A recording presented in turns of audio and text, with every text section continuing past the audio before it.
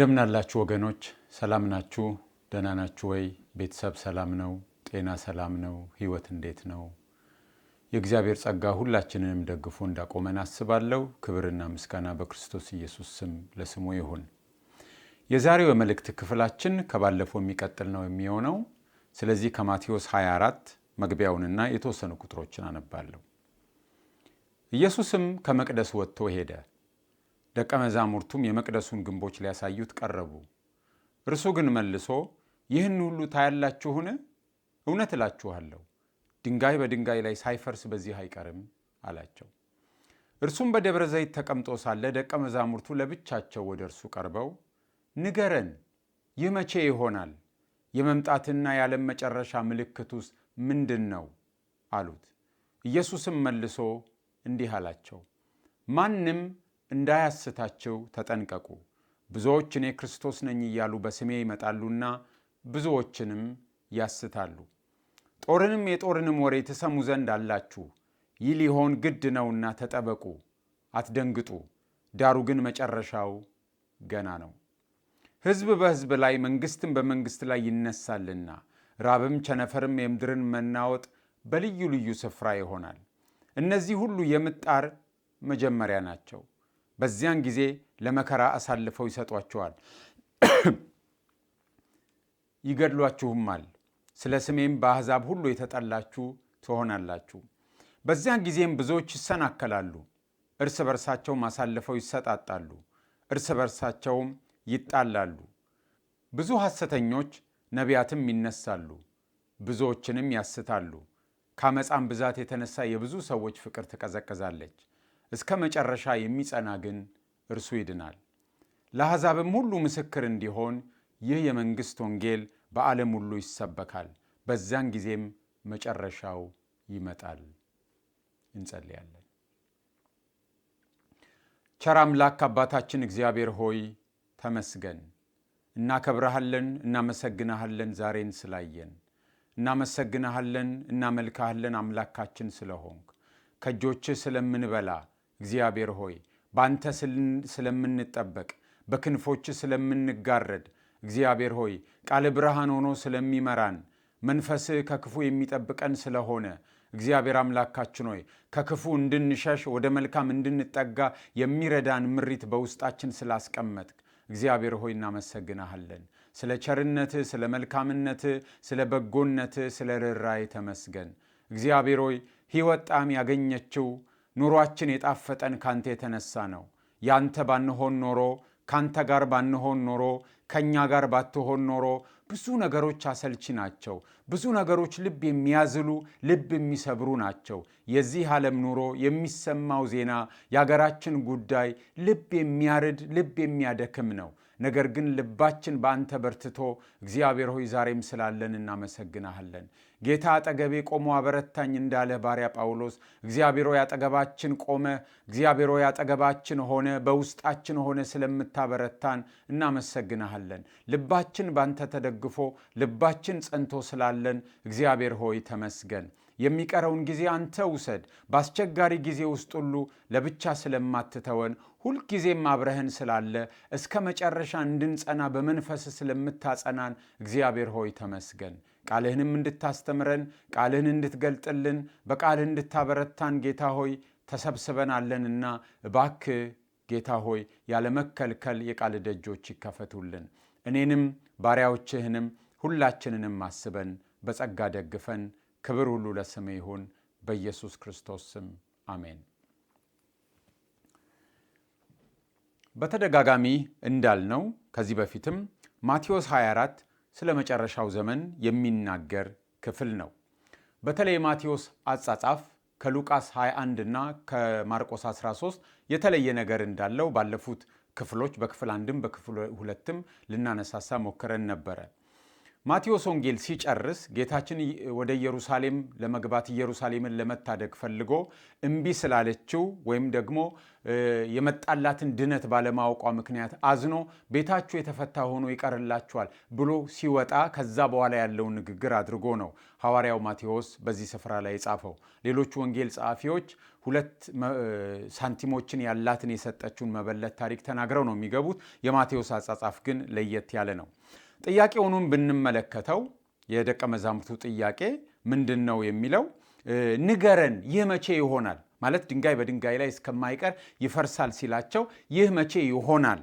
የመምጣትና የዓለም መጨረሻስ ምልክቱስ ምንድን ነው የሚሉት።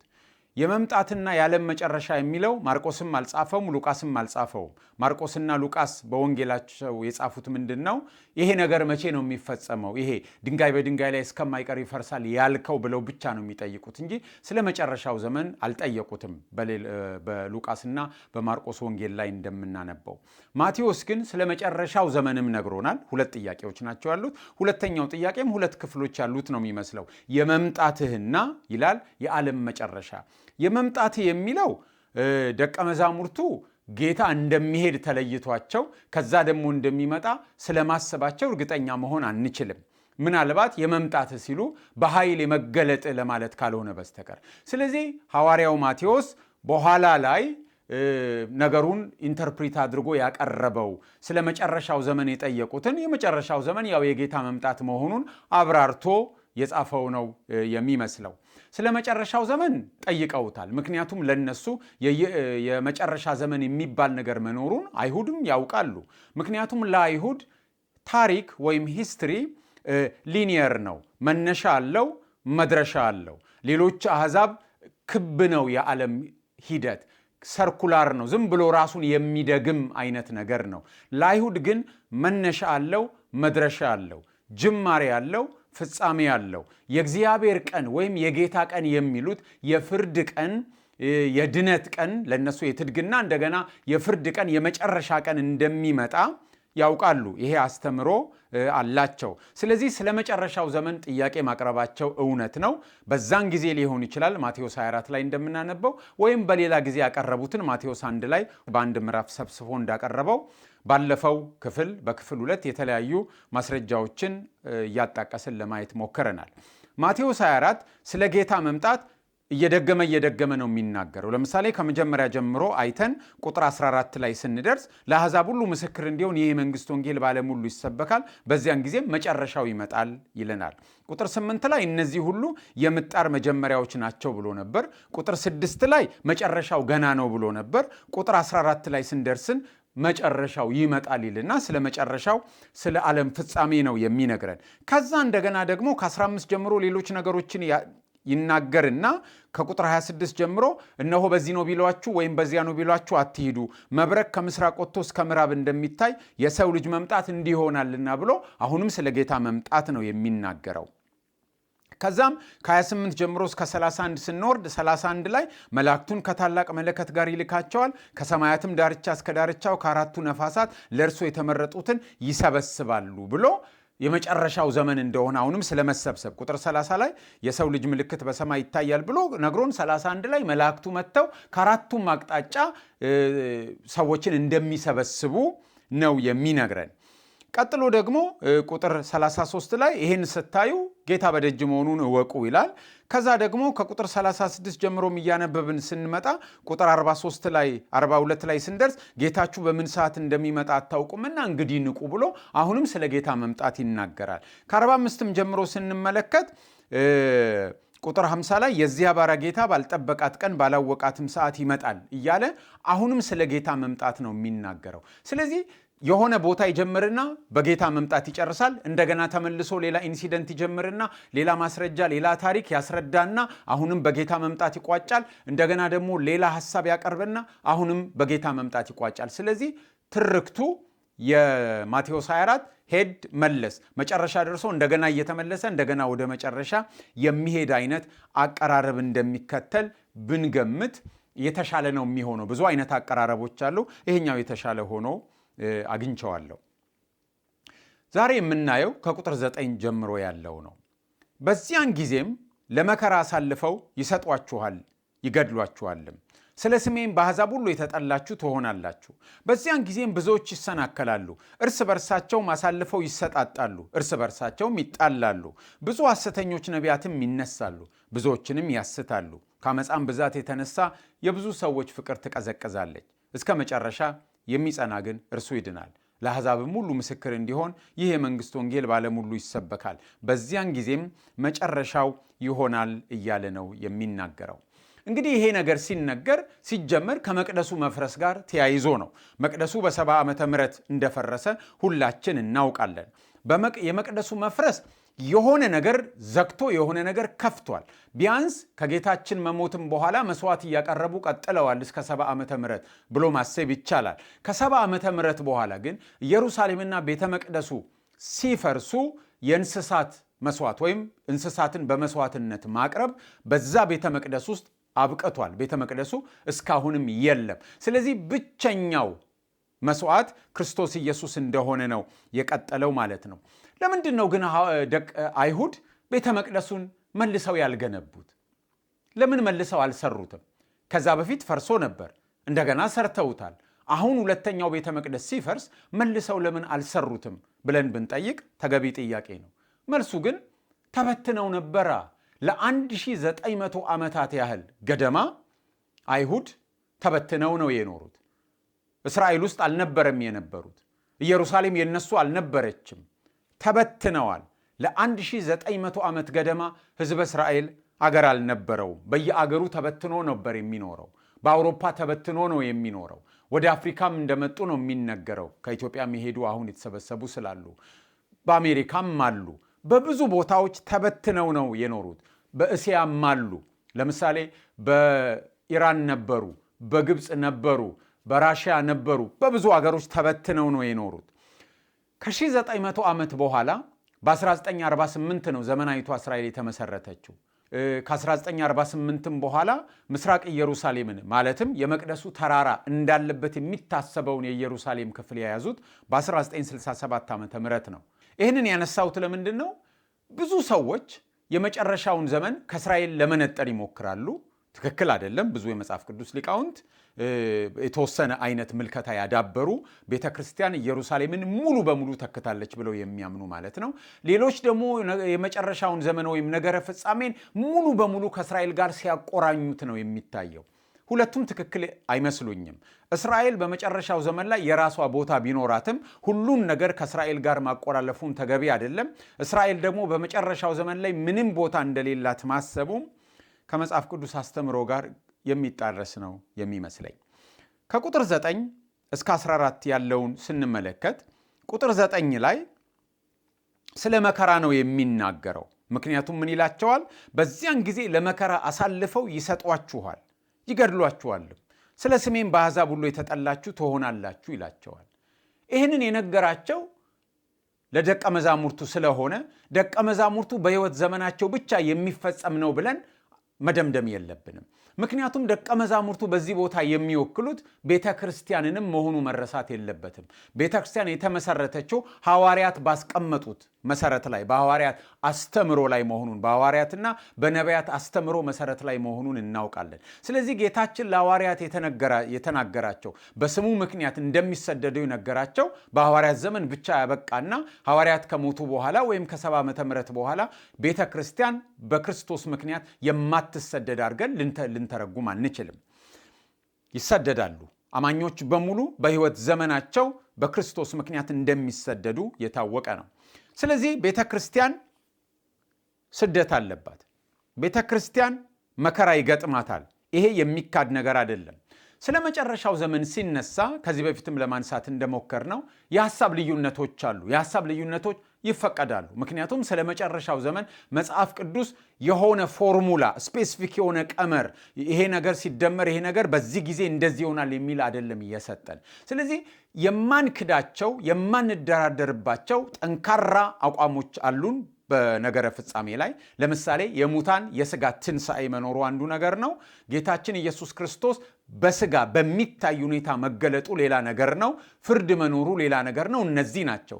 ከዛ ውጪ ግን የሐሳብ ልዩነቶች አሉ። ለምሳሌ በታላቁ መከራ ጉዳይ ላይ ቤተክርስቲያን በታላቁ መከራ አትካፈልም፣ ስለዚህ ቀድማ ነው የምትወሰደው የሚሉ እንዳሉ ሁሉ የለም መከራውን በሙሉ ጨልጣ ነው የምታልፈው የሚሉ አሉ። የለም በታላቁ መከራ አጋማሽ ላይ ወይም መካከል ላይ ትወሰዳለች የሚሉ አሉ። በሺው ዘመነ መንግስት ጉዳይ ላይ ሺው ዘመነ መንግስት አለ ወይም ደግሞ የሚሉ አሉ። የለም የሚሉም አሉ። ወይም ደግሞ ጌታ ከመምጣቱ በፊት ነው ወይም ጌታ ከመጣ በኋላ ነው ሺው ዘመን የሚመጣው የሚሉ አሉ። ሺው ዘመን በቁሙ የሚወሰድ 1000 ዓመት ነው። የለም ትዕምርታዊ ወይም ሲምቦሊክ ነው የሚሉ የሐሳብ ጎራዎች አሉ። እነዚህ በሙሉ ይፈቀዳሉ። አይደለም ከቤተ ክርስቲያን በቤተ ክርስቲያን መካከል ባሉ አገልጋዮችና ምዕመናን መካከል እንኳን በእነዚህ ነገሮች እንኳን ፍጹም ስምሙነት የሚጠበቅ አይደለም። ልዩነቶች ይፈቀዳሉ። ስለዚህ የመከራውን ጉዳይ በሚመለከት ከመከራው በፊት ቤተ ክርስቲያን ትወሰዳለች ወይም በመከራው አታልፍም፣ በመከራው ታልፋለች የሚሉ ልዩነቶች እንደተጠበቁ ሆነው ከታላቁ መከራ ጋር በተገናኘ የሚሆን ባልተገናኘ ቤተ ክርስቲያን መከራ እንዳለባት ማስታወስ ይኖርብናል። በተለይ ዘመኑ እየገፋ ሲሄድ እየከፋ እንደሚሄድ ስደቱ መጠበቅም ያለብን ይመስለኛል።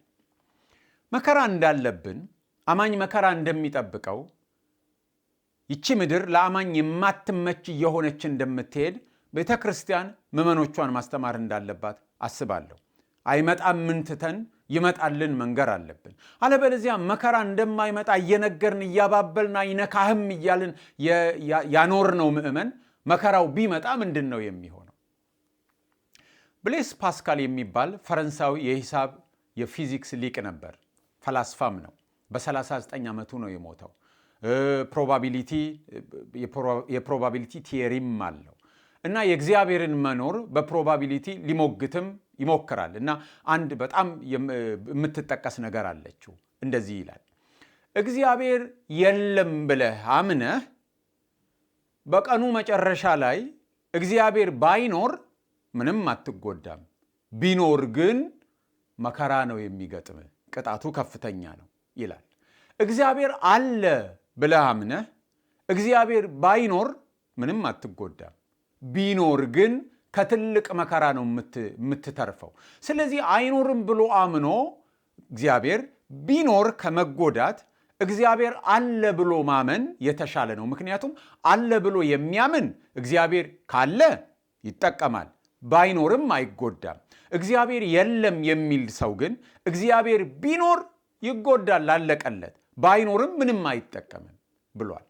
ልክ እንደዚሁ መከራ አይገጥመንም ብሎ አምኖ አማኝ መከራ ሲገጥመው ድንብርብሩ ከሚወጣ እንክትክቱ ከሚወጣ መከራ ይገጥመኛል ብሎ አምኖ መከራ ባይመጣም እሰየው፣ ከመጣም ይመጣል ብሎ ስለተዘጋጀ ሳይደናገጥ ያልፈዋል። ስለዚህ አይመጣም ከማለት ይልቅ ይመጣል፣ መከራ አይገጥመንም ከማለት ይልቅ መከራ ይገጥመናል ብሎ ማሰብ ነው የሚቀለው። ከታላቁ መከራ ጋር ያለውን ምልከታ በቀጥታ በተገናኘ አይደለም ይህንን የምለው። ግን አማኝ ስደት ይመጣብኛል፣ ቤተ ክርስቲያን ትቸገራለች ብሎ እያሰበ ነው መኖር ያለበት፣ ከጌታ መምጣት በፊት ማለት ነው። ስደት ሲባል ብዙ ጊዜ በኮሙኒስት ሀገሮች፣ በአረብ ሀገሮች፣ በመካከለኛው ምስራቅ ያለውን ብቻ ነው የምናስበው። ነገር ግን በምዕራቡ ዓለምም ዲሞክራሲ ነገሰበት በሚባለው ስፍራም ስደት በሌላም መልኩ ወይም በተመሳሳይ መልኩም ሊመጣ እንደሚችል ማሰብ አለብን። ብዙ ህጎች እየወጡ ነው። ሄት ስፒች፣ ሄት ክራይም ምናምን እየተባለ ይወጣል እና ሌላውን እምነት መንካት፣ ሌላውን ሃይማኖት መንካት እየተባለ ጾታ የሚቀይሩ ሰዎችን መንካት እየተባለ ተመሳሳይ ጾታ ጋብቻን ነኩ እየተባለ ወንጀል እየሆኑ መጥተዋል። በፊት መቻቻል የሚለው ሐሳብ የተለዩ ሐሳቦችን ማስተናገድ ብቻ ነበር መቻቻል ማለት። ስለዚህ መቻቻል ማለት የተለዩ ሐሳቦችን መስማት ማለት ነው። አሁን ግን መቻቻል ማለት ሁሉም ልክ ነው ማለት እየሆነ መጥቷል። አንድ ነገር ልክ አይደለም ማለት እንደ አለመቻቻል ነው እየተተረጎመ ያለው። የመቻቻል ትርጉም ራሱ ከጊዜ ወደ ጊዜ እየተቀየረ ነው የመጣው። ልክ አይደለም ማለት ይሄ አለመቻቻል ነው ተብሎ ሰዎች ይነቀፋሉ። በምዕራቡ ዓለም ስደት ይመጣል። ለምሳሌ አሁን ፖለቲካል ኮሬክትነስ በሚል ፈሊጥ ብዙ ማንናገራቸው ነገሮች አሉ። በአደባባይና በግልጽ ብንናገራቸው እንደ ክርስቲያን እንደ ቤተ ክርስቲያን ዋጋ የሚያስከፍሉ ነገሮች አሉ። ቤተ ክርስቲያን እውነት ሁሉን ነገር መናገር የምትችልበት ሁኔታ ላይ ናት። አሁን በጋብቻ ጉዳይ ላይ በግልጽ ቤተ ክርስቲያን መናገር ትችላለች። በፍቺ ጉዳይ ላይ በግልጽ ቤተ ክርስቲያን መናገር ትችላለች። በጾታ ለውጥ ጉዳይ ላይ ቤተ ክርስቲያን በግልጽ መናገር ትችላለች። ብትናገር እስር፣ ቅጣት፣ መታገድ፣ የህንፃ ቤተ ክርስቲያን የማምለኪያ ስፍራ የመዘጋት፣ የገንዘብ ቅጣት፣ እግድ፣ የአገልጋዮች የማገልገል ፈቃድ የመከልከል ብዙ ነገሮች አይከሰቱም? ይከሰታሉ። ገና ነገሮች እየባሱ እንደሚሄዱ እናውቃለን። ስለዚህ ዛሬ ስለ ግብረ ሰዶም በአደባባይ መናገር አይቻልም። ስለ ጾታ ለውጥ በአደባባይ መናገር አይቻልም። ብዙ ነገሮች ለመናገር እየተከለከልን ነው የመጣ ነው። የዛሬ 5 ዓመት ምን ይሆን? በአውሮፓ የዛሬ 10 ዓመት ምን ይሆን? ፖለቲካል ኮሬክትነስ፣ ሄት ስፒች እና ሄት ክራይም ብዙ ነገሮች ከልክለውናል። የሆነ ነገር ብትል ማንትስፎቢክ ትባላለህ። ስለዚህ ሁሉ ሰው ዝም እያለ መጥቷል። የምዕራቡ ዓለም በሚገርም ሁኔታ ለስልጣኔው እና ለብልጽግናው የክርስትናን እሴቶች ተጠቅሞ ነገር ግን መልሶ ክርስትናን አምርሮ እየጠላና እየገፋ ነው ያለው። በዚህ ሳምንት እንኳን የሰማነው ዜና አለ። 27 አብያተ ክርስቲያናት በስኮትላንድ የሚገኙ ፍርድ ቤት ሄደው ነበረ እና በዚህ ሳምንት ነው የተፈረደላቸው። የስኮትላንድን መንግስት ምን ብለው ነው የከሰሱት? በኮቪድ ወረርሽኝ ምክንያት ያስቀመጠብን እገዳና ማዕቀብ ሕግ ከሚፈቅድለት ውጪ ነው፣ በሕግ ከተፈቀደለት በላይ አልፎ ነው መንግስት የሄደውና እቀባ ያስቀመጠብን ብለው ከሰሱ 27 አብያተ ክርስቲያናት። በዚህ ሳምንት ማክሰኞ ወይም ሮብ ግን ተፈረደላቸው። መንግስት ከተቀመጠለት በሕግ ከተሰጠው ስልጣን አልፎ ነው የአምልኮ ስፍራዎችን፣ የአምልኮ ጣቢያዎችን፣ የአምልኮ ስርዓትን ያደናቀፈው ተብሎ ለአብያተ ክርስቲያናቱ ተፈረደ። አሁን ይህንን ማን ያምናል? በምዕራብ አውሮፓ ክርስትና የባህል ሃይማኖት በነበረበት ስፍራ፣ ክርስትና የስልጣኔ መሰረት በሆነበት ስፍራ የምዕራቡ ዓለም መንግስት አጌንስት ክርስቲያኒቲ ሕግ ከሰጠው በላይ አልፎ በመሄድ እንቅፋት እንደሚፈጥር ማን ያምናል? ግን እየሆነ ያለው ይሄ ነው። የምዕራቡ ዓለም በክርስትና ላይ ጥላቻ እያዳበረ ነው። ለታካሚዎቻቸው ወንጌልን በመንገራቸው ወይም ጥቆማ በመስጠታቸው ወደ ቤተ ክርስቲያን እንዲሄዱ ትንሽ ኢንዲኬሽን በመስጠታቸው የተቀጡ ሐኪሞችና ነርሶችን ሰምተናል። አንገታቸው ሀብል ላይ መስቀል በመኖሩ ምክንያት እሱን አድርገው ስራቸውን መስራት ያልቻሉ ወይ ስራቸውን እንዲተዉ አለበለዚያ ደግሞ ያንን ነገር ከአንገታቸው እንዲያወልቁ የተወሰነባቸው ሰዎችን ዜና ሰምተን እናውቃለን። የምዕራቡ ዓለም ክርስትናን አምርሮ እየጠላ ነው እየሄደ ያለው። ወዴት ይሆን የሚያመራው? ስደት አይመጣም ብለን ነው የምናስበው? ተስማምተን ካልኖርን ከዓለም ጋር ኮንፎርም ካላደረግን በስተቀር ነገ አስቸጋሪ ሁኔታ ውስጥ ነው የምንገባው። በመካከላችን ካሉ አማኞች መካከል፣ በቤተ ክርስቲያን ካሉ አማኞች መካከል፣ በሌሎችም አብያተ ክርስቲያናት እያየን ነው። የመብት ጥያቄ ተደርጎ መጽሐፍ ቅዱስ ከማይደግፈው ነገር ጋር የተገናኘ ጉዳይ ወደ ፍርድ ቤት ቢሄድ ቤተ ክርስቲያን አጣብቂኝ ውስጥ ነው የምትገባው። ስደት ይጠብቀናል፣ መከራ ይጠብቀናል፣ ችግር ይጠብቀናል። እምቢ ማለት ብዙ ዋጋ የሚያስከፍልበት እንደ ግለሰብም እንደ ቤተሰብም እንደ ቤተ ክርስቲያንም አስቸጋሪ ሁኔታ ይመጣል። ምናልባት ስደት ሲባል እስር ቤት መጣልና መገደል፣ ለአራዊት መሰጠት የመጀመሪያው ሁለተኛው ወይም ደግሞ የመጀመሪያዎቹ 100 ክፍለ ዘመናት ታሪክ ብቻ እንደሆነ አስበን ሊሆን ይችላል። ስራችንን የሥራ ዋስትና በሚያሳጣ ሁኔታ ስደት ሊመጣ ይችላል። የአምልኮ ነፃነትን በሚነካ ሁኔታ ስደትና መከራ ሊመጣ ይችላል። ብዙ መብቶችን በማጣት ጉዳይ ስደትና መከራ ሊመጣ ይችላል። ክፍሉም የሚለው እንደዚህ ነው። ለመከራ አሳልፈው ይሰጧቸዋል፣ ይገድሏቸዋል፣ ስለ ስሜም በአሕዛብ ሁሉ የተጠላችሁ ትሆናላችሁ ነው የሚል። ስለዚህ ክርስቲያኖች ስለ ክርስቶስ ስም የተጠሉ ሊሆኑ እንደሚችሉ ማወቅ ይኖርብናል። ጌታ ከመምጣቱ በፊት ለቤተ ክርስቲያን የማይመቹ ሁኔታዎች እዚህም እዚያም ይፈጠራሉ። በአፍሪካ ሊሆን ይችላል፣ በአረብ ሀገራት ሊሆን ይችላል፣ በኮሙኒስት ሀገራት ሊሆን ይችላል። ነገር በእነዚህ ብቻ ግን አይደለም። በሰለጠነው ወይም የሰለጠነ በሚባለው በምዕራቡ ዓለም እንኳን ቤተ ክርስቲያን ከባድ ፈተና ሊገጥማት ይችላል። ይሄ መታሰብ ይኖርበታል።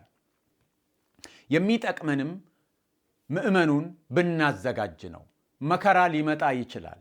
ካልመጣ እሰየው፣ ከመጣ ግን ተዘጋጅተናልና ሳንጎዳ እናልፋለን። ሁሌም ግን የሚደግፈን የእግዚአብሔር ጸጋ መሆኑ መዘንጋት የለበትም። ቁጥር 11 የሚነግረን ደግሞ ስለ ነቢያት ነው። ስለ ሐሰተኛ ነቢያት ነው የሚነግረን። ብዙ ሐሰተኞች ነቢያትም ይነሳሉ፣ ብዙዎችንም ያስታሉ ብሎ ነው የሚነግረን። ስለ መጨረሻው ዘመን የሚያነሱ ሰዎች ስለ ሐሰተኛ ነቢያት ሳይናገሩ ሲያልፍ ሲገጥመኝ እገረማለሁ። ስለ መጨረሻው ዘመን አንስቶ ስለ ሐሰተኛ ነቢያት ሳይናገሩ ማለፍ አይቻልም። ነቢያት በመጀመሪያይቱ ቤተ ክርስቲያን ትልቅ ስፍራ ነበራቸው። ከሐዋርያት ቀጥሎ ቦታ ነበራቸው። ክርስትናም ወይም ቤተ ክርስቲያንም የተመሰረተችው ሐዋርያትና ነቢያት ባስቀመጡት መሰረት ላይ ነው። መሰረቱም የክርስቶስ ማንነት ነው። ስለዚህ በእነሱ መሰረት ላይ ተመስርታ ነው የኖረችው። ስለዚህ በለጋዋ ቤተ ክርስቲያን ሐሰተኛ ነቢያት ሲነሱ ስለ ሐሰተኛ ነቢያት ሲነገር ምን አይነት ከባድ እንቅፋት፣ መሰናክል፣ አስደንጋጭ እንደሚሆን መገመት አይሳለንም። በረጅሙ የቤተ ክርስቲያን ታሪክ ውስጥ ግን ነቢያት የሚለው ቃል እየጠፋ ነው የመጣው። ነቢያት የሚለው ቃል አልነበረም ለረጅም ዘመናት። አሁን ግን በአስገራሚ ሁኔታ ነቢያት የሚለው ቃል በጣም እየተደጋገመ ነው የመጣው፣ እየበዛ ነው የመጣው። በሀገራችንም ከሀገራችንም ውጪ ነቢያት የሚለው ቃል በጣም እየበዛ ነው የመጣው፣ ሆኖ በማያቅ ሁኔታ ማለት ነው። ስለዚህ ነቢያትንን የሚሉ ሰዎች መብዛታቸው ቤተ ክርስቲያን እንኳን በነቢያት ተመሰረተች እየተባለ ነቢያትንን ስለዚህ ቤተ ክርስቲያንን እንመሰርታለን፣ ቤተ ክርስቲያንን ኦውን እናደርጋለን፣ መስራችና ባለራዕይ እኔ ነኝ የሚሉ ነቢያት በጣም እየበዙ ነው የመጡት። ይሄ ብቻ አይደለም። በእኛው መካከል እንኳን ሆነው የእግዚአብሔር ቃልን የተጻፈውን የእግዚአብሔር ቃል አሳንሰው የነሱ አዲስ መገለጥ ግን ከተጻፈው ቃል የተሻለ ወይም የበረታ ወይም አዲስ እንደወረደ እንደሆነ እስከ መናገር የሚደፍሩ ሰዎችን በመካከላችን እያየን ነው።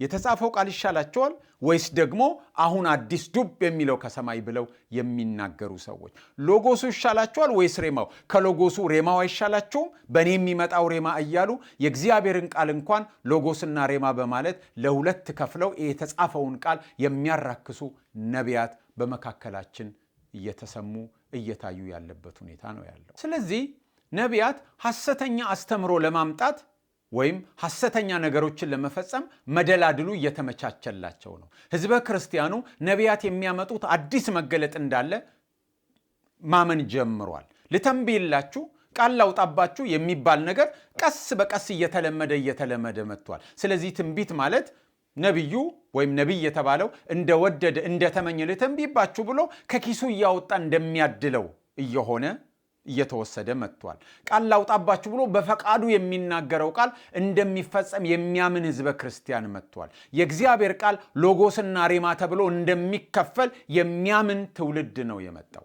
ይሄ ሎጎስና ሬማ የሚለው ነገር ኮሪያዊው ያንግቾ የጀመረው ነው። ከዛ በኋላ ሌሎችም እየተከተሉ ነው የሄዱት። በነቢያት አገልግሎት ተብሎ አባት እያሉ ስሙን የሚጠሩት እነ ቢል ሃሞን፣ አገራችንም ደግሞ አንዳንድ ጸሐፊዎችም ጽፈውበታል ሬማና ሎጎስ። የእግዚአብሔር ቃል ላይ ተመስርተን የምንመለከት ከሆነ ግን የእግዚአብሔር ቃል ሬማና ሎጎስ ብሎ ለይቶ አያቀርብልንም። ለዚህም አስረጅ ማቅረብ እችላለሁ። ሐዋርያው ጳውሎስ በኤፌሶን ምዕራፍ 6 ቁጥር 17 ላይ የእግዚአብሔር ቃል የተመዘዘ ሰይፍ ነው ብሎ ሲናገር ሬማ የሚል ቃል ይጠቀማል። የተመዘዘ ሰይፍ ምንድነው? ሬማ ነው። በዕብራውያን 4:12 ላይ ግን የእግዚአብሔር ቃል አጥንትና ጅማትን እስከሚለይ ድረስ የተሳለ ሰይፍ ነው የሚለውን ሎጎስ ነው የሚለው። ሁለቱም ቦታ የእግዚአብሔር ቃል በሰይፍነት ነው የቀረበው። አንዱ ቦታ ግን ሬማ ተብሎ ነው የቀረበው። የዕብራውያኑ ጸሐፊ ግን ሰይፍ የሚለውን የእግዚአብሔር ቃል ልክ ኤፌሶን ላይ እንደተጻፈ ሎጎስ ብሎ ነው የሚያቀርበው። አንድ ገጠመኝ እንኳን በተለያዩ ወንጌሎችና በተለያዩ ስፍራዎች ላይ በተለያዩ ቃላት ይቀርባል። ለምሳሌ ጌታችን ኢየሱስ ክርስቶስ ጴጥሮስ ዶሮ ሳይጮህ 3 ጊዜ ትክደኛለህ ብሎ ነገረው። ከዛ ጴጥሮስ 3 ጊዜ ካደ። ከዛ በኋላ ግን 3 ጊዜ ከካደ በኋላ ጌታ የተናገረው ቃል ትዝ አለው ይላል። ይሄንን ማቴዎስም ጽፎታል፣ ማርቆስም ጽፎታል፣ ሉቃስም ጽፎታል። ማቴዎስና ማርቆስ ማቴዎስ 26:75 እና ማርቆስ 14:72 ሬማ ነው የሚሉት። ጌታ የተናገረው ወይም ኢየሱስ የተናገረው ቃል ትዝ አለው የሚለውን ሬማ ብለው ሲጽፉ፣ ሉቃስ ግን 22:61 ላይ ሎጎስ ብሎ ነው ያቀረበው። ጌታ የተናገረው ቃል ትዝ አለው ሎጎስ አንድ ታሪክ ነው። 3 ጊዜ ከካደ በኋላ ትክደኛለህ ብሎ የተናገረው ቃል ትዝ አለው የሚለውን የጌታን ቃል ማቴዎስና ማርቆስ ሬማ ሲሉት፣ ሉቃስ ግን ሎጎስ ብሎ ነው ያቀረበው። ስለዚህ አንዱ ነገር ሎጎስም ሬማም ተብሎ ይቀርባል። መጽሐፍ ቅዱስ በዚህ መልኩ ነው የሚያቀርበው። ጌታችን ኢየሱስ ክርስቶስ እኮ ሎጎስ ነው የተባለው። በዮሐንስ ወንጌል ምዕራፍ 1 ላይ በመጀመሪያ ቃል ነበረ፣ ቃልም በእግዚአብሔር ዘንድ ነበረ ብሎ እያወራ መጥቶ ቃልም ሥጋ ሆነ ቁጥር 14 እስከሚል የእግዚአብሔር ቃል ተብሎ የቀረበው ሎጎስ ነው የሚለው። ስለዚህ ሎጎሱን የተጻፈውን ቃል መናቅ ከጀመርን ክርስቶስን ሕያው የሆነውን የእግዚአብሔር ቃል ክርስቶስን እሱን ወደ መናቅ ነው የምንሄደው። ሎጎስ መጽሐፍ ቅዱስ ብቻ ሳይሆን ሎጎስ ኢየሱስ ክርስቶስም ጭምር ነው። ስለዚህ ሎጎስና ሬማ የሚለው በመክፈል አንዱን ማጣጣል፣ አንዱ ከኛ አሁን እንደወረደ እንሰጣቸዋለን የሚለው ለሐሰተኛ ነገር ለማመቻቸት የተደረገ ነው። ከቅዱስ ቃሉ ጋር የሚጣረሱ ብዙ ነገሮችን እየሰማን ነው። በጋብቻ ጉዳይ ላይ፣ በፍቺ ጉዳይ ላይ ብዙ ነገር እየሰማን ነው። ስለዚህ በፍቺና በጋብቻ ብቻ ሳይሆን ከቅድስና ጋር በተያያዙ፣ ከገንዘብ ጋር በተያያዙ፣ ከስልጣን ጋር በተያያዙ፣ ከፖለቲካ ጋር በተያያዙ፣ ከብሔርተኛነት ጋር በተያያዙ፣ ከዘረኛነት ጋር በተያያዙ ጉዳዮች የእግዚአብሔርን ቃል የሚጣረሱ ነቢያትን እና የነቢያትን ቃል መቀበል እየተለመደ ነው የመጣው። ለጆሮአችን እንግዳ ነገር አይደለም፣ እየለመድን መተናል። መደንገጥ አቁመናል። አለመደንገጣችን ሊያስደነግጠን ነው የሚገባው፣ ግን መደንገጥ አቁመናል። በመጨረሻው ዘመን ደግሞ ለይቶላቸው ሐሰተኛ ነቢያት የከፉ ነገሮችን ሊያደርጉ እንደሚችሉ ከዚህ በመነሳት መገመት እንችላለን። የመጨረሻው ዘመን ምልክት አንዱ ሐሰተኛ ነቢያት መምጣታቸው ነው። ወደ አደባባዩ ብቅ ብቅ ማለት ጀምረዋል። ኢትዮጵያ ውስጥ አሁን ነቢይ ያልሆነ ማን ነው? በተራ ሁላችንም የሚደርሰን ዕጣ ነው የሚመስለው። ቁጥር 12 ከአመፃም ብዛት የተነሳ የብዙ ሰዎች ፍቅር ትቀዘቅዛለች እያለ ነው የሚናገረው። ክፋት ይገናል ይላል አዲሱ መደበኛ ትርጉም። የድሮ በአመፃ ምክንያት የብዙዎች ፍቅር ይቀዘቅዛል ይላል። ክፋቱ ከቤተ ክርስቲያን ውጭም ነው፣ በቤተ ክርስቲያን ውስጥም ነው የሚፈጸመው። ሰዎች የወደዱትን ያደርጋሉ፣ ፍላጎታቸውን ይፈጽማሉ፣ ያስፈጽማሉ። ውጤቱ ቀውስና ትርምስ ነው የሚሆነው። የብዙዎች ሰዎች ፍቅር ትቀዘቅዛለች። የብዙዎች ፍቅር በጣም በሚያሳዝን ሁኔታ የሀገራችን አብያተ ክርስቲያናት ሲታዩ ምን እየሆኑ ነው ያሉት? ፖለቲካው ምን እያደረጋቸው ነው? በአንድ አጥቢያ ቤተ ክርስቲያን መካከል እንኳን በብሔር ምክንያት፣ በወቅታዊ ፖለቲካ ምክንያት በመካከላችን እየተፈጠረ ያለው ነገር የፍቅራችንን መጨመር ነው እያሳየ ያለው ወይስ የፍቅራችንን ማደግ አጉልቶ እያሳየ ነው ወይስ መቀነስ ነው የሚያሳየው? በክርስቶስ ደም ብንዛመድም የብሔራችን ደም ከክርስቶስ ደም ወፍሮ እየታየን አይደለምን? እየታየን እየበለጠብን እየፈተነን እያስቸገረን አይደለምን? በመጨረሻው ዘመን ሰዎች ራሳቸውን የሚወዱ ነው የሚሆኑት። እግዚአብሔርን በሁለንተናቸው ከመውደድና ባልንጀራቸውን ከመውደድ እየቀነሱ ነው የሚመጡት። ሐዋርያው ጳውሎስም ይህንን በሁለተኛ ጢሞቴዎስ ምዕራፍ 3 ከቁጥር 1 እስከ 5 ተናግሮት ነበር። ነገር ግን በመጨረሻው ቀን የሚያስጨንቅ ዘመን እንዲመጣ ይህንን እወቅ። ሰዎች ራሳቸውን የሚወዱ ይሆናሉ። ገንዘብን የሚወዱ፣ ትምክተኞች፣ ትዕቢተኞች፣ ተሳዳቢዎች፣ ለወላጆቻቸው የማይታዘዙ፣ የማያመሰግኑ፣ ቅድስና የሌላቸው፣ ፍቅር የሌላቸው፣ እርቅን የማይሰሙ፣ ሐሜተኞች፣ ራሳቸውን የማይገዙ፣ ጨካኞች፣ መልካም የሆነውን የማይወዱ፣ ከዳተኞች፣ ችኩሎች፣ በትዕቢት የተነፉ፣ ከእግዚአብሔር ይልቅ ተድላን የሚወዱ ይሆናሉ። የአምልኮት መልክ አላቸው፣ ኃይሉን ግን ክደዋል። ከነዚህ ደግሞ ራቅ ይለዋል ሐዋርያው ጳውሎስ። ፍቅራቸው ቀዝቅዟል። በምንድን ነው የምናውቀው? ራሳቸውን የሚወዱ ይሆናሉ። ስለዚህ ለሌላው ፍቅር የላቸውም። ፍቅር ከተባለ ለራሳቸው ነው። ገንዘብን የሚወዱ፣ ስለዚህ ገንዘብን ነው የሚወዱት ከባልንጀራቸው ይልቅ። ባልንጀራቸውና ገንዘብ ወድቆ ቢያገኙ ባልንጀራቸውን ትተው ገንዘብ አንስተው የሚሄዱ አይነት ናቸው። ያስፈራል። በዚህ ዘመን ገንዘብን የሚያሳልም ቄስ ቢገኝ የሚሳልሙ ብዙዎች የሆኑ ይመስለኛል። ትምክተኞች ናቸው። ትምክተኞች፣ ትዕቢተኞች፣ ተሳዳቢዎች የሆኑት በምን ምክንያት ነው? ፍቅራቸው ለራሳቸው፣ ለጎራቸው፣ ለቡድናቸው ብቻ ስለሆነ ነው። ሌላውን ይሰድባሉ። በማህበራዊ ትስስር ገጾች ማለትም ሶሻል ሚዲያ ላይ የምናየው ክርስቲያኑ በብሔር በወቅታዊ ፖለቲካ የሀገራችን ፖለቲካ ሆኖ ወንድሙን እንዴት እያደረገ እንደሚሳደብ የአንዱ ብሔር ተወላጅ የሌላውን ብሔር ተወላጅ በቅጽል ስም እንዴት አድርጎ እንደሚያራክስ አማኞችን ነው የማወራው። ስታዩ ይሄ ቃል እንደተፈጸመ አትጠራጠሩም። ተሳዳቢዎች ይላል። የማያመሰግኑ ናቸው፣ ቅድስና የሌላቸው፣ ፍቅር የሌላቸው፣ እርቅን የማይሰሙ፣ ሐሜተኞች፣ ራሳቸውን የማይገዙ፣ ጨካኞች፣ መልካም የሆነውን የማይወዱ፣ በትዕቢት የተነፉ፣ ከእግዚአብሔር ይልቅ ተድላን የሚወዱ ይላል። ከእግዚአብሔር ይልቅ። ስለዚህ ፍቅር የጎደላቸው ናቸው። እግዚአብሔርን አማኝ በሁለንተናው መውደድ አለበት።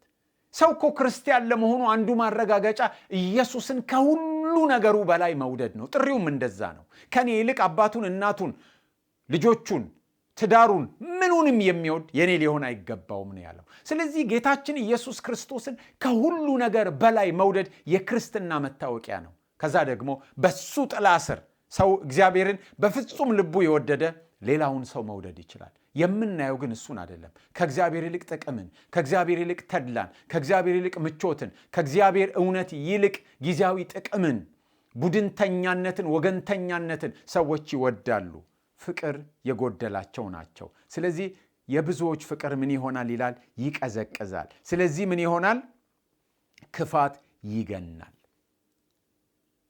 ግልጽ ነው። ያለንበት ሁኔታ ይሄንን አሳምሮ የሚያሳይ ነው። በአማኞች መካከል በጣም ፍቅር የነበረበት ጊዜ ነበር። አስታውሳለሁ ልጅ በሆንም እንኳን በደርግ ዘመን፣ በስደቱ ዘመን ቤታችን ቤተ ክርስቲያን ነበረ። ብዙ የቤት ውስጥ አብያተ ክርስቲያናት ነበሩ። በዛን ጊዜ አማኞች የሚታወቁት በፍቅራቸው ነበር። ሲገናኙ የሚሆኑት ነገር፣ አንዱ ሰው ሲጠፋ የሚሆኑት ነገር ለፍለጋ፣ በችግሩ መተሳሰባቸው፣ አንዱ ሰው ሲታሰር ሌሎቹ የሚሆኑት በፍቅራቸው በጣም የሚታወቁ ነበሩ። አሁን ምን እንደሚመስል ልዩነቱ ግልጽ ነው። ቁጥር 14ን ስንመለከት ግን ምን ይላል? 13ና 14ን እስከ መጨረሻ የሚጸና ግን እርሱ ይድናል ካለ በኋላ ለአሕዛብ ሁሉ ምስክር እንዲሆን ይህ የመንግሥት ወንጌል በዓለም ሁሉ ይሰበካል፣ በዚያን ጊዜም መጨረሻው ይመጣል ነው የሚለን። ይህ የመንግሥት ወንጌል በዓለም ሁሉ ይሰበካል። መቼም በ70 ዓመተ ምህረት እስከ 70 ዓመተ ምህረት ድረስ ወንጌል በዓለም ሁሉ ተሰብኳል ልንል የምንችል አይመስለኝም። አፍሪካን እንኳን ብንወስድ ከጥቂት የሰሜንና የምስራቅ አፍሪካ አካባቢዎች በስተቀር ሌላው አፍሪካ በወንጌል መች ተደረሰ? በ70 ዓመተ ምህረት ቀድሞውኑ ነገር በመጀመሪያው 100 ክፍለ ዘመንስ ከሰሜንና ከምስራቅ አካባቢ ውጪ ሄዷል? አልሄደም። በተወሰኑ የአውሮፓ አካባቢዎች በሄድም ሰሜን አውሮፓ ከ70 ዓመተ ምህረት በፊት ወንጌል ደርሷል? በእስያ በ70 ዓመተ ምህረት አስቀድሞ ወንጌል ደርሷል? አልደረሰም። የአሜሪካንና የአውስትራሊያ ነባር ነዋሪዎችንም መውሰድ እንችላለን። ወንጌል በዓለም ሁሉ ከ70 ዓመተ ምህረት በፊት አልተሰበከም። አሁን ነው እየተሰበከ ያለው። ሚስዮናውያን ወደ ተለያዩ ቦታዎች ይሄዱ ነበር። አሁን ግን ከዛም በበለጠ ሁኔታ ነው ከቴክኖሎጂ መስፋፋት የተነሳ ወንጌል እየተሰበከ ያለው። የሳተላይት ቴሌቪዥን፣ ኢንተርኔት፣ መጽሐፍት፣ የማህበራዊ ትስስር ገጾች፣ ሌሎችንም መንገዶች መጥቀስ ይቻላል። ወንጌል በዓለም ሁሉ እየተሰማ ነው ያለው። በሰው ያልተደረሰው በሌላ ነገር ይደረሳል። ሚዲያው በቴሌቪዥን ወይ በኢንተርኔት ወይ ደግሞ በሶሻል ሚዲያ በሆነው መንገድ ወንጌል ይደርሳል፣ ወይ በመጽሐፎች ወንጌል ይደርሳል። በዚህም ሆነ በዛ ወንጌል ለዓለም ሁሉ እየተሰበከ ያለበት ሁኔታ ነው ያለው። እየደረሰ ነው ወይም ደርሷል። የሚዳረሰው ደግሞ ለምንድን ነው? ለአሕዛብ ሁሉ ምስክር እንዲሆን ነው ያለው። ለአሕዛብ ሁሉ ምስክር እንዲሆን ይህ የመንግሥት ወንጌል በዓለም ሁሉ ይሰበካል፣ በዛን ጊዜም መጨረሻው ይመጣል ይላል። የምኑ መጨረሻ? የዓለም መጨረሻ፣ የጌታችን ዳግም መምጣት። ወንጌል ለዓለም ሁሉ ከተዳረሰ በኋላ ጌታ ይመጣል። እስከዛው ግን የሚያስጨንቀው ነገር እያስጨነቀ፣ የሚከፋው ነገር እየከፋ ነው የሚሄደው። በጠበቅነው ጊዜ ጌታ አልመጣም። ብዙ ተብሎ ነበረ ጌታ እንደሚመጣ።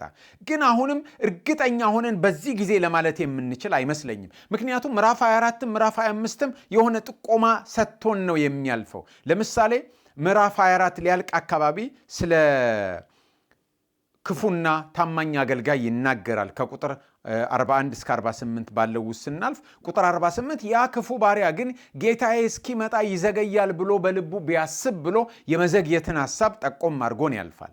ምዕራፍ 25ን ስንመለከት ስለ 10 ልጃገረዶች ሲነግረን ቁጥር 5 ላይ ሙሽራውን በዘገየ ጊዜ እንቅልፍ አላቸውና ተኙ ይላል። ስለዚህ በዘገየ ጊዜ ነው የሚለው። ይዘገያል ብለው ባሰቡ ጊዜ አይደለም፣ በዘገየ ጊዜ ይላል።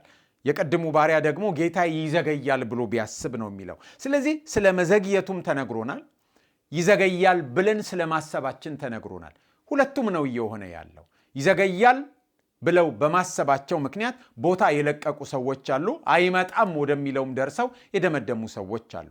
ደግሞ ካሰብነው ጊዜ ጌታ አልመጣም። ጌታችን ካሰብነው ጊዜ ሊዘገይ ይችላል፣ ግን በማናስበው ጊዜ ይመጣል። ጌታ ሲመጣ መጨረሻው ይሆናል። ነገር ግን በዚህ ጊዜ ውስጥ ሁሉ ጸንተን መቆም ይኖርብናል። እስከ መጨረሻ የሚጸና እርሱ ይድናል ተብሏል።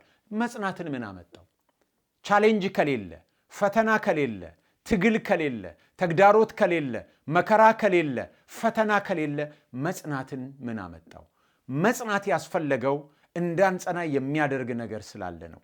መጽናት ያስፈለገው ትግል፣ መሰላቸት፣ መዛል፣ መድከም ስላለ ነው። እስከ መጨረሻ የሚጸና ጌታ ሲመጣ ድነትን ይቀበላል። የምንጸናው ግን በራሳችን አይደለም። ሰው በኃይሉ አይጸናም። ሰው በኃይሉ አይበረታም። ጌታን የያዝነው እኛ አይደለንም። ጌታ ነው እኛን የያዝነን። የሚያጸናን እርሱ ነው። የሚደግፈን እሱ ነው። የሚያቆመን እሱ ነው። እስከ መጨረሻ የሚያጸናን፣ ጸጋውን የሚሰጠን፣ የሚያስችለን፣ የሚያበረታን፣ የሚደግፈን፣ የሚያቆመን የእግዚአብሔር ጸጋ ነው። ጸጋው ተሰጥቶናል። የሚያጸናው ነገር አለ። መጽናት የኛ ድርሻ ነው። የሚያስፈልገውን ሁሉ እግዚአብሔር ሰጥቶናል። እንጸናለን ጌታ እስኪመጣ። ጌታ ሲመጣ ደግሞ ድነታችንን እንቀበላለን። እስከ መጨረሻ የምንጸና እንድናለን። የጌታ ስም ብሩክ ይሁን። የጌታ ጸጋና ሰላም ከሁላችን ጋር ይሁን። አሜን።